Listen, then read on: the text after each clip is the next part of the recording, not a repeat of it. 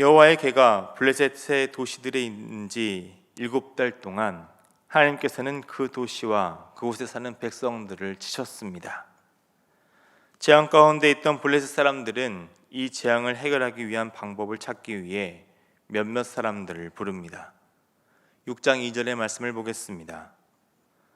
블레셋 사람들이 제사장들과 복술자들을 불러서 이르되 우리가 여호와의 길을 어떻게 할까? 그것을 어떻게 그 있던 곳으로 보낼 것인지 우리에게 가르치라. 블레셋 사람들은 제사장들과 복술자들을 불러 여호와의 길을 어떻게 할지, 그 있던 곳 이스라엘로 어떻게 보낼지를 묻습니다. 지금 이들은 이 모든 재앙이 하나님께로부터 온 것이라고 생각을 하고 있는 것입니다. 그렇기에 3절의 말씀을 보면 거저 보내지 않겠다고 말하고 있습니다. 거저라고 표현된 단어는 빈손으로 보내는 것을 뜻하는 단어입니다. 그러니까 잘못을 했으니 그에 상응하는 것을 보내야 한다라고 생각을 한 것이죠. 그래서 속건제를 드려 지금 블레셋을 치고 있는 병에서 나음을 받기를 간구합니다. 또한 계속해서 하나님의 손이 그들을 떠나지 않고 치고 계신 이유도 알 수 있을 것이라고 기대합니다. 그렇다면 이들이 속건제로 무엇을 드리는지 4절의 말씀을 보겠습니다. 그들이 이르되 무엇으로 그에게 드릴 속건제를 삼을까 하니 이르되 블레셋 사람의 방백의 수요대로 금독종 5과 금지 5마리 나야 하리니 너희와 너희 통치자에게 내린 재앙이 같음이니라. 블레셋 도시의 수대로 독종과 쥐를 금으로 만들어 제물로 드립니다. 그들의 땅을 쳤던 독한 종교의 형상과 그 당시 독종을 퍼뜨린다고 생각한 쥐의 형상을 드림으로써 용서를 받을 수 있다고 생각합니다. 이것이 세상이 가진 한계입니다. 그러나 한계를 가지고 있었지만 이들이 하고 있는 생각만큼은 옳았습니다. 6절에서 블레셋 사람들의 고백과 같이 애굽에서 일어났던 재앙만큼은 되풀이되어서 안 된다고 생각합니다. 완악하여 이스라엘을 돌려보내기 더디한 애굽이 모든 재앙을 다 받고 보낸 것을 교훈 삼아 지금이라도 어서 여호와의 길을 돌려보내야 한다고 결정합니다. 세상조차도 지금 하나님의 권능을 인정하며 옛 역사 가운데 임하셨던 하나님의 역사를 떠올리고 그 죄의 자리에서 벗어나려고 합니다. 이스라엘이 하나님께 영광을 돌려야 한다고 말합니다. 그런데 이스라엘은 어떻게 행동했습니까? 하나님의 역사를 잊은 채 살아갑니다. 그들 마음대로 해석한 율법대로 살아갔죠. 그렇게 하나님의 영광을 가리웠습니다. 지금 블레셋이 오만하게 하나님을 이겼다고 생각하고 재앙을 당했듯이 이스라엘 또한 그 죄로 인해 크게 살육을 당하게 됩니다. 재앙과 살육, 이 두 단어 모두 같은 히브리어 단어가 사용됩니다. 하나님을 가볍게 여겨서는 안 된다는 것을 이 사건들을 통해서 보여주신 것입니다. 그렇다면 우리는 어떻습니까? 하나님의 은혜를 쉽게 잊고 하나님을 가볍게 생각하는 죄의 자리로 나아가서는 안 됩니다. 어떤 순간일지라도 하나님을 인정하고 하나님의 뜻을 성실하게 따르는 자가 되어야 합니다. 이미 하나님께서는 사무엘상의 말씀을 통해 선포하셨습니다. 2장 30절의 말씀에서 하나님을 존중히 여기는 자를 내가 존중히 여기고 나를 멸시하는 자를 내가 경멸하리라 라고 하나님께서는 분명하게 말씀하셨습니다. 이 말씀과 같이 우리는 하나님을 존중히 여기는 자가 되어야 합니다. 그러나 여전히 이렇게 하나님의 뜻인지 인정하고 나아가는 블레셋 마음 가운데도 의심이 있었습니다. 정말 이 모든 일들이 하나님께로부터 비롯된 것인지 아니면 그저 우연으로 일어난 일인지 마지막까지 시험하려고 합니다. 7절의 말씀을 보겠습니다. 그러므로 새 수레를 하나 만들고 멍에를 메어보지 아니한 젖나는 소 2마리를 끌어다가 소의 수레를 메우고 그 송아지들은 떼어 집으로 돌려보내고. 수레에 싣고 신상을 옮기는 것은 그 당시 고대 근동에서 신상을 옮기는 가장 경건한 방법이었습니다. 그래서 다윗이 이 방법으로 처음 하나님의 언약궤를 옮겼던 것입니다. 이들은 그것도 지금 새 수레를 만들어서 보내는 정성을 다하고 있습니다. 그리고 소 또한 멍에를 메어보지 않는 소 2마리를 준비합니다. 세상에 때가 묻지 않는 정결한 것, 깨끗한 것으로 준비했다는 것이죠. 그런데 이 소 2마리를 표현하는 단어가 젖이 나온다입니다. 10절에서 언급된 것처럼 송아지가 있는 어미소라는 것이죠. 어미가 새끼를 찾는 것은 본능일 것입니다. 그 본능을 이기고 에그론에서 벳세메스까지 약 25km의 거리를 좌우로 치지 않고 간다는 것은 훈련받지 않은 동물에게는 불가능한 일일 것입니다. 그 본능을 이겨야 하는 어려운 일이죠. 그런데 그 불가능한 일이 일어납니다. 블레셋은 하나님을 시험했지만 하나님께서는 그 시험에 넘어가지 않으시고 놀라운 역사를 보여주십니다. 12절의 말씀입니다. 암소가 벳세메스 길로 바로 행하여 대로로 가며 갈 때에 울고 좌우로 치지 아니하였고 블레셋 방배들은 벳세메스 경계선까지 따라가니라. 소는 울면서도 벳세메스를 향해 나아갑니다.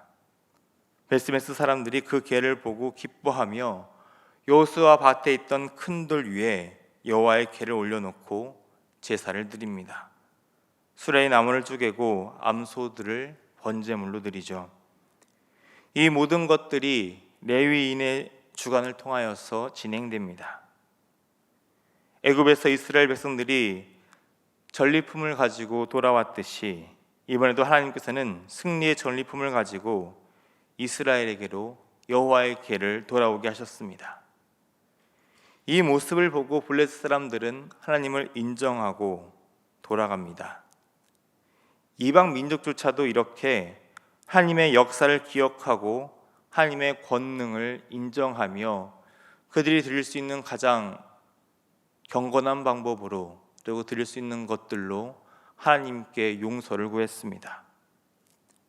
그런데 마땅히 그래야 할 이스라엘이 정작 그러지 못하고 있는 모습이 계속된 말씀에서 이어집니다. 19절의 말씀을 보겠습니다. 벳세메스 사람들이 여호와의 궤를 들여다본 까닭에 그들을 치사 50,070명을 죽이신지라. 여호와께서 백성을 쳐서 크게 살육하셨으므로 백성이 슬피 울었더라. 하나님께 영광을 돌려야 할 이스라엘 백성들이 또다시 하나님을 가볍게 생각합니다. 궁금할 수 있습니다. 하지만 거기서 참았어야 합니다.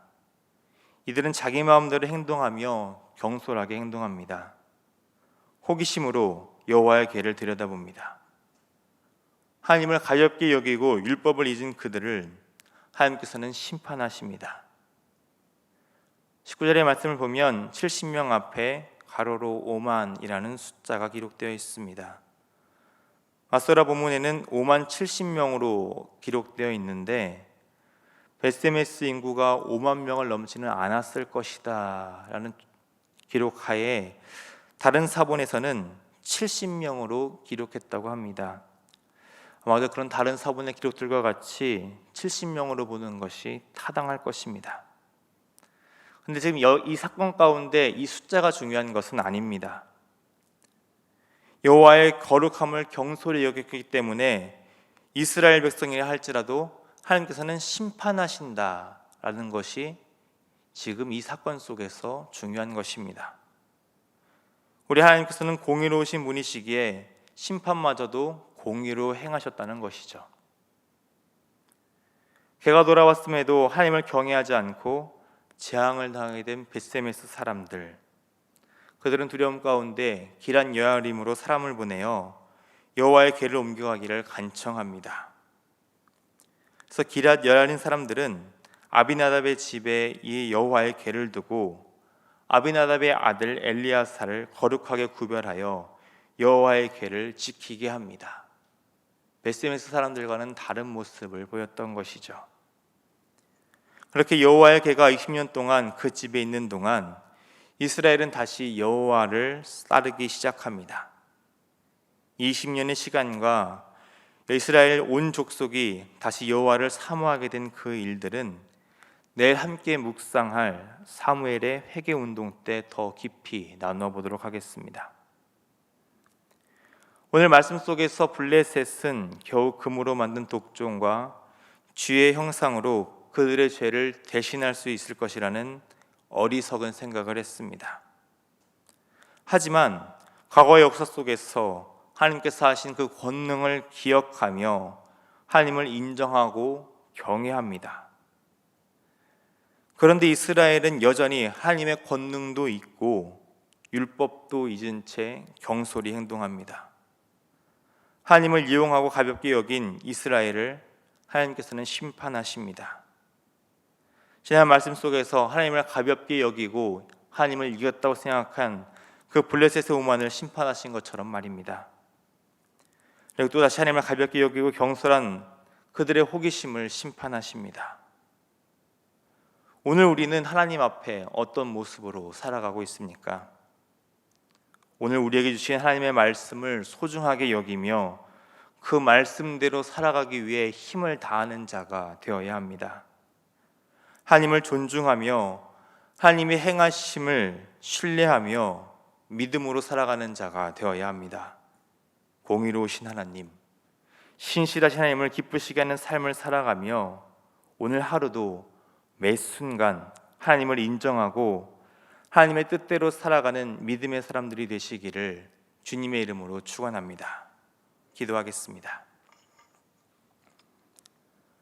오늘도 변함없이 살아 역사하시는 하나님, 우리의 삶 가운데 역사하시고 은혜로 이끄시는 그 놀라운 복으로 형통케 하여 주시니 감사합니다.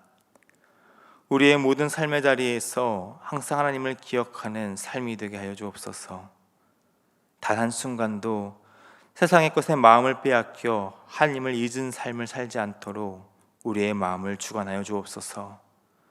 신실하신 하나님을 의지하며 우리의 모든 삶의 자리에서 하나님께서 우리의 왕되심을 인정하며 하나님의 백성답게 하나님의 뜻을 우리의 삶에서 성실하게 살아내는 순종의 사람이 되게 하여 주옵소서. 매일 우리에게 허락하신 말씀들이 있습니다.